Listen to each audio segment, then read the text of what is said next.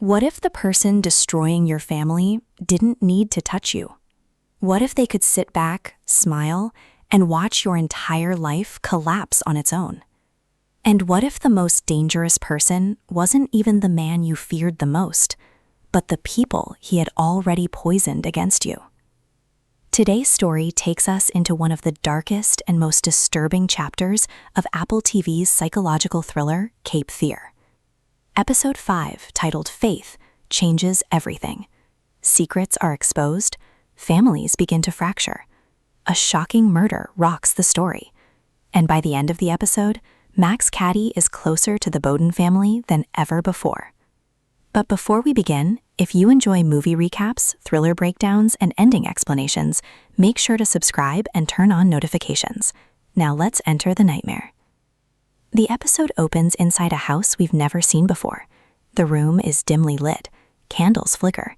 An old television plays a fiery sermon about sin, judgment, and eternal punishment.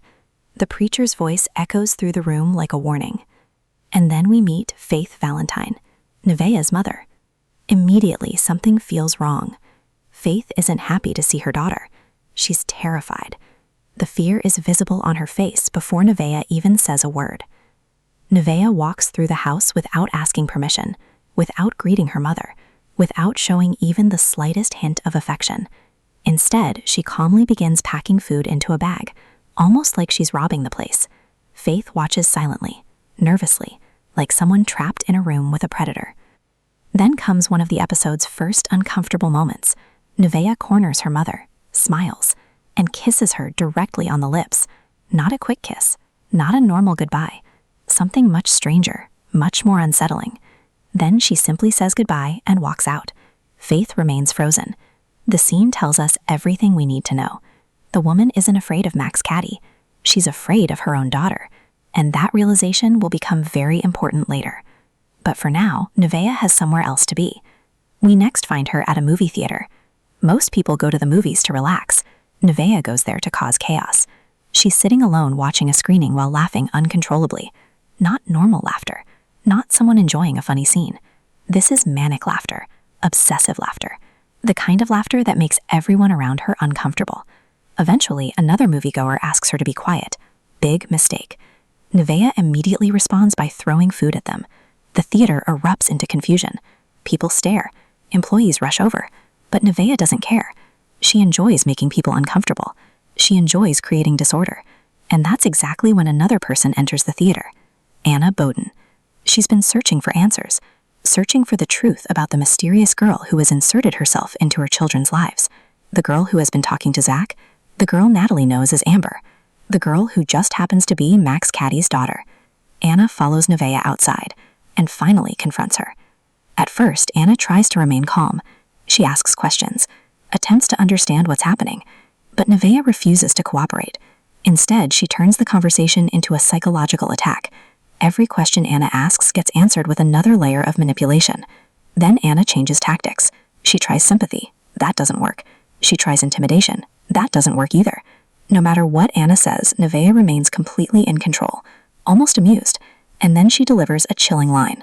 I know who you are, and I know what you did. The words hit Anna like a punch, because that's exactly what Max Cady has been doing since the beginning. Making people question themselves, making them question their past, making them question whether they're actually the heroes of their own story. But what happens next changes everything. The argument escalates. Anna accuses Nevaeh of manipulating her children, of poisoning Zack and Natalie against their own family. Nevaeh fires back with disturbing comments about both of Anna's children. Comments designed to hurt, comments designed to provoke, and they work. The confrontation becomes physical. The two struggle. Anna shoves Nevaeh away, but she shoves her harder than she intended, straight into the road and directly into oncoming traffic. A speeding car slams into Nevaeh. The impact is brutal. For a moment, time stops. Anna freezes. The crowd freezes. Everyone watching assumes the same thing. Nevaeh is dead. But this is Cape Fear, and nothing is ever that simple. Seconds later, Nevaeh moves. She gets up and runs away. Just like that. No explanation, no hospital, no police statement. She simply disappears into the night. But while Nevaeh escapes, something much worse has already happened. Someone recorded everything. And in the age of social media, that's all it takes. Within hours, the video spreads everywhere. Millions of people don't see context. They don't see the argument. They don't see the manipulation.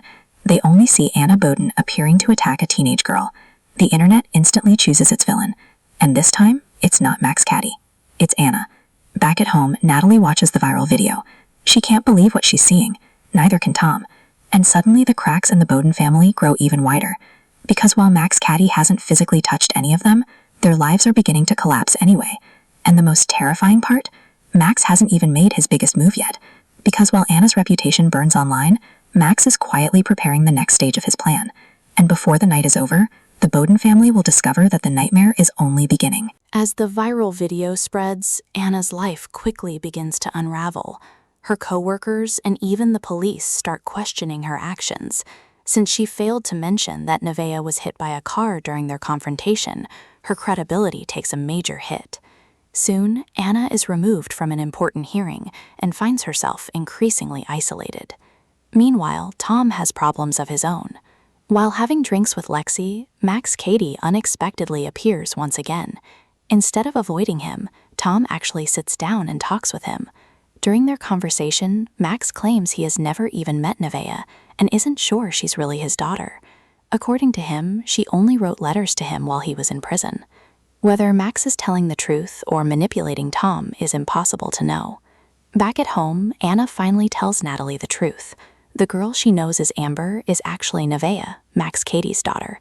Natalie is devastated. She genuinely liked Nevaeh and now feels completely betrayed.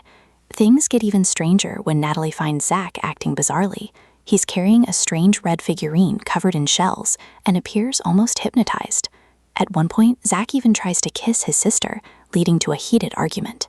Anna realizes she needs answers and visits Faith, Nevaeh's mother. Faith finally reveals the truth. Nevaeh regularly communicated with Max while he was in prison using burner phones.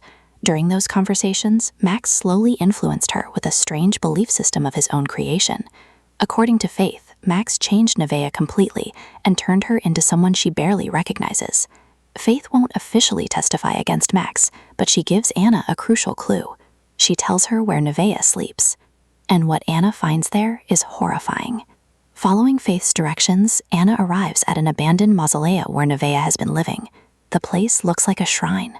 Inside, Anna discovers animal bones, disturbing ritual objects, letters from Max, and one shocking item that immediately grabs her attention: Zack's severed toe. It's proof that Nevaeh's connection to the Bowden family runs much deeper than anyone imagined. But what happens next changes everything. When Anna returns to Faith's house, she discovers a horrifying crime scene. Faith has been murdered. Her skull has been brutally smashed in with the same strange red figurine Zack had been carrying earlier in the episode. The identity of the killer remains a mystery, but suspicion immediately falls on several people: Nevaeh, Zack, and of course, Max Cady. At the same time, Tom's situation spirals out of control. After spending the night drinking with Max, he becomes involved in a violent bar fight that is captured on security cameras. The next morning, Lexi escalates her complaint against him and presents damaging voice recordings that appear to implicate him in an inappropriate relationship. Tom insists something isn't right, but nobody listens. Soon, both Tom and Anna are suspended from their jobs.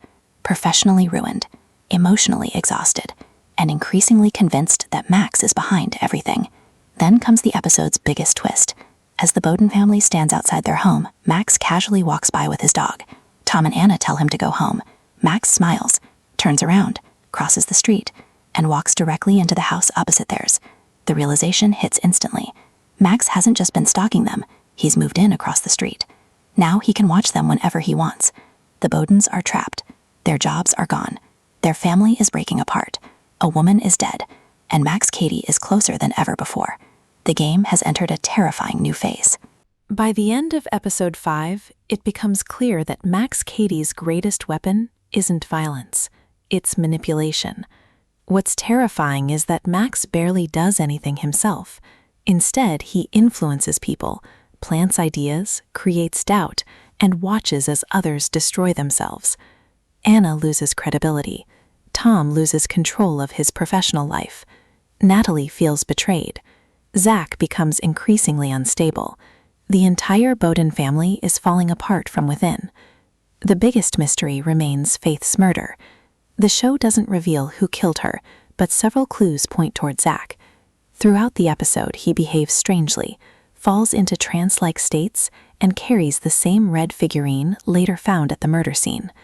Whether Zack acted on his own or under Max's influence remains unknown. Nevaeh is another possible suspect.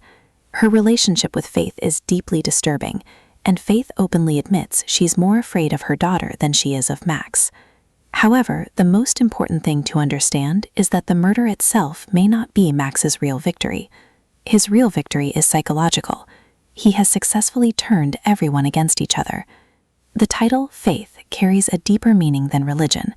It represents faith in family, faith in justice, faith in marriage, and faith in truth itself. By the end of the episode, all of those things have been shattered. Anna no longer trusts the system. Tom no longer trusts his own judgment. Natalie no longer knows who to believe. And Zack seems to be losing touch with reality altogether.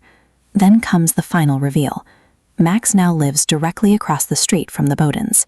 This isn't just a shocking twist. It's a symbol of how completely he has invaded their lives. He doesn't need to chase them anymore. He doesn't need to break into their home. He doesn't need to threaten them. He's already inside their minds. Episode 5 ends with the Bowdens standing together, staring across the street at Max's new house. For the first time, they all realize the same thing. Max Cady isn't going away. In fact, he's closer than ever. And if this episode proved anything, it's that the real horror isn't what Max might do next. It's what he has already done. If you enjoyed this recap and ending explanation, don't forget to like the video, subscribe to the channel, and let me know in the comments. Who do you think killed Faith? Was it Zack, Nevaeh, or is Max still pulling the strings from the shadows? Because one thing is certain, the nightmare is far from over.